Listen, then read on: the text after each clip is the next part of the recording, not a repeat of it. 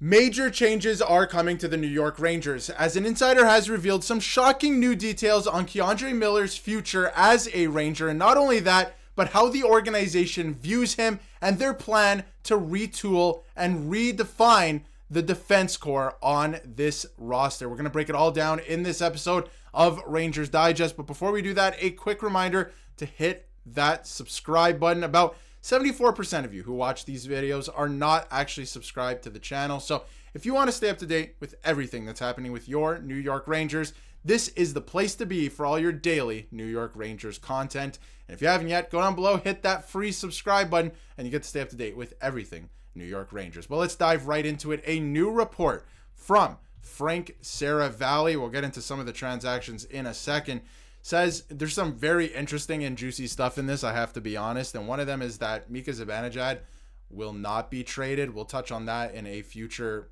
video. And obviously, Brett and I touched on that in our live stream yesterday. But the second thing, and it's starting to pick up, it really is, surrounding KeAndre Miller. I think that he's going to be traded very soon, probably within the next couple of days at this point. But not smoke, but definitely fire surrounding KeAndre Miller. And you guys know one of my favorite sayings on the channel, if there's smoke, there's fire. It's going to happen. Usually when Elliot Friedman says something, for example, where there's smoke, there's definitely fire. So with KeAndre Miller, according to Frank Seravalli, there's not just smoke, there's fire. It's happening, and it's happening very soon. And mark my words, at this point, it's happening before July 1st. They do not want this guy to go to offer sheet territory. They'll let him walk in an offer sheet and get whatever assets they can in return, or the compensation, I should say. But they want to trade this player. They want to get as much return as possible for this player. And the third thing is that there's rumblings, and there's been multiple reports about this over the course of the last 24 hours, that Mike Sullivan is not a fan of KeAndre Miller going back to his Pittsburgh days. So sounds like they were open, and this is very interesting to me. It sounds like they were very open to bringing back KeAndre Miller, and it was a matter of money at one point. I wouldn't say very open, but they might have brought him back, and it was more about what does the contract look like. And now that Mike Sullivan's the coach, and listen, these things happen. You have to hire the best coach available for the job, and I think Mike Sullivan was exactly that. But it sounds like now it's not a matter of money or term. The coach does not want this player on his team and does not believe that you can win with this player. And I would tend to agree to some degree that I'm not sure you can win with KeAndre Miller. I mean, he loves to throw pizzas up the middle of the ice in the most dire times when you absolutely need him to play his best. Last season, it was absolutely horrible. He turned over the puck in the most inopportune times. So it sounds like the coach does not want this player. And you can see from NYR Louis and just his thoughts, and some of this is echoed by the fan base as well. And he said, I like KeAndre Miller, but I also trust Mike Sullivan. Who knows how much of what is out there is true or verbatim? Obviously, we don't know exactly. But Sullivan always values puck-moving defensemen. KeAndre's turnovers might be too much of a red flag. And it's not just the turnovers.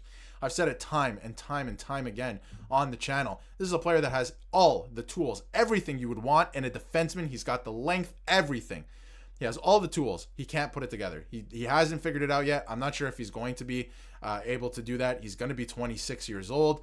Maybe the experiment is over at this point. He just doesn't have the hockey IQ. You can win a lot of hockey games and find success in this league if you have players that are even less skilled but have hockey IQ, and I just don't know if he has that necessarily. So, again, there's a lot of moves that are going to be happening. What's going to happen with Zach Jones? Is he going to be, re-signed? We don't know exactly what's happening with that yet, or what dollar amount. We have an idea, but we don't know exactly what's going to happen yet. But this is from Bald Panarin, great account, by the way, and great name. But trading KeAndre Miller just to sign Gavrikov, Provorov, or Orlov, say that 10 times fast, to a bloated long-term UFA deal would be terrible work by Drury. Now, I will agree that if you're trading KeAndre Miller for like some type of assets, then you're going to flip those assets for something else, or maybe hang on to them, and then in free agency, you're going to sign one of Gavrikov, Provorov, or Orlov. If it's Provorov or Orlov, again, say that 10 times fast. This is getting very difficult. But if you sign one of those two to be your top pairing defenseman with Adam Fox, I don't know about that. But Gavrikov, you guys know, I've been a big fan of him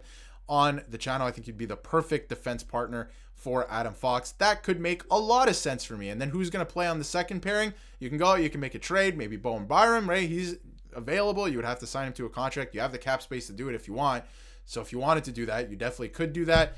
Something that they could take a look at. And if they don't want to make a trade, then again, you sign Gavrikov, Maybe Zach Jones plays second pairing. Maybe Matthew Robertson, is he ready to take the leap, right? Like, you're going to have to ask some questions internally. I don't know if the answer is there necessarily, but there's a lot of moves that they can make. I just don't like Provorov or Orlov personally, at least in that role, right? So if you're doing that just for the sake of trading him, definitely don't do that, but it doesn't sound like that's the plan. It sounds like they're going to take these assets, flip them, maybe get a Bowen Byram, and it can make the team a lot better, and I think that makes things way more interesting. Now, if you take a look at KeAndre Miller's JFresh chart, and again, the JFresh chart is a great way of looking at some of the advanced numbers and stuff like that. Really value this stuff when looking at players. Again, he's going to be 26 years old. His time on ice last season would suggest he was a top pairing defenseman, and there were times he was playing with Adam Fox, and he did play against the toughest competition because the Rangers didn't really have anyone else to do that. So, naturally that was going to happen, but apparently he might be on the market, which I say apparently, but at this point, by all accounts, there are multiple teams interested in the player. And again, you can see here that there's a lot going on with the New York Rangers. We'll get to that in a second. But again, a lot going on. There's 12 to 15 teams interested in KeAndre Miller. That's something that we covered in the live stream as well. He's great in some aspects. Again, last season, the offense, the defense, not great. Look at the percentiles there.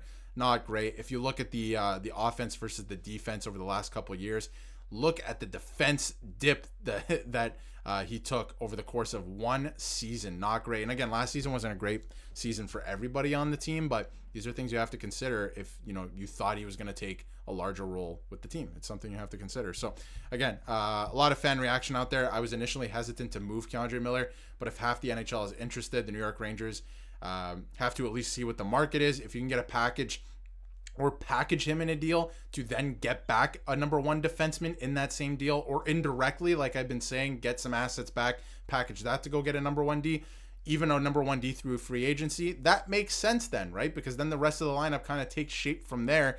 You have the forward group, I would imagine, kind of locked up. You still have room to make one more trade. You have some flexibility.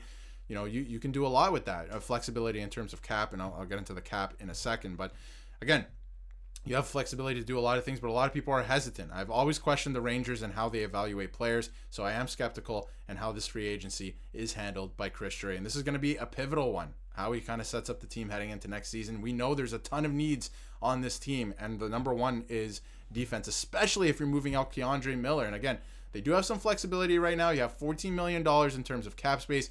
I would imagine Carson Soucy is going to get traded at some point this week as well to free up salary cap space to sign Will Cooley. You trade Carson Soucy, his contract is essentially, it almost cancels each other out. Like, you're going to sign Will Cooley to maybe $3.5-4 million. Soucy makes $3.25 million. It essentially cancels each other out.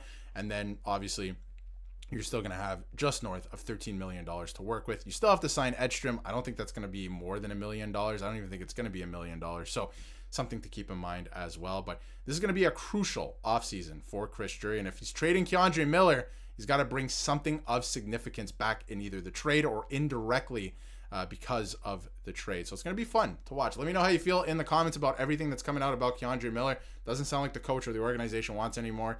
They're going to trade this player. It's just a matter of when. They are also going to trade Carson Soucy. It's a matter of when. They're going to sign Will Cooley. But other than that, and Adam Edstrom, of course, other than that, what's going to happen with Zach Jones? We don't know, right? Like, it's gonna get very interesting here very quickly. So let me know how you feel in the comments. And if you haven't yet, hit that subscribe button so you can stay up to date with everything New York Rangers.